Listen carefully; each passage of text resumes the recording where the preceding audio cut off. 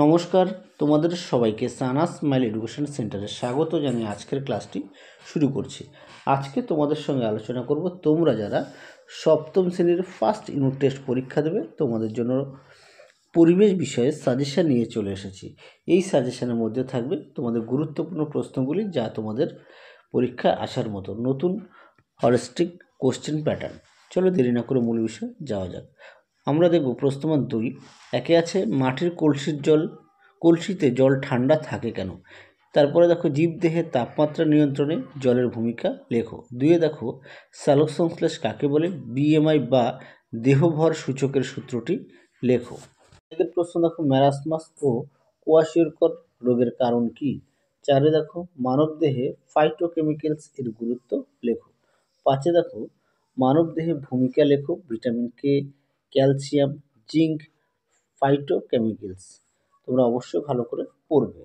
আর আগের ভিডিওতে তোমাদের বাকি বিষয়ের সাজেশন দেওয়া হয়ে গেছে, তোমরা যারা এখনও দেখোনি আমাদের প্লেলিস্টে গেলে পেয়ে যাবে। পরবর্তী দেখো 6 দাগের খাদ্য ব্যবহৃত ক্ষতিকারক রঙের নামগুলি লেখো। 7 দেখো বরফ গলনে লিন তাপ 80 ক্যালোরি পার গ্রামের অর্থ ব্যাখ্যা করো। 8 দেখো থার্মোমিটারে পারদ ব্যবহারের সুবিধা লেখো।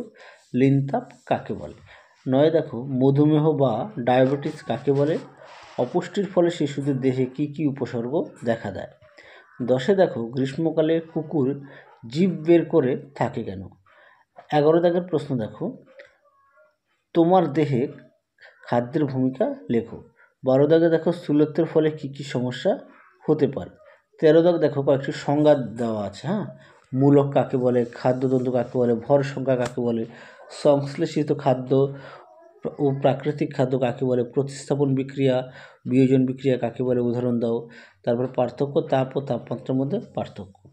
পরবর্তী দেখো 15 দাগের কোনো থার্মোমিটারের কুণ্ডে একটি ভিজে কাপড় জড়ালে থার্মোমিটারের পাঠ কমে যায় কেন।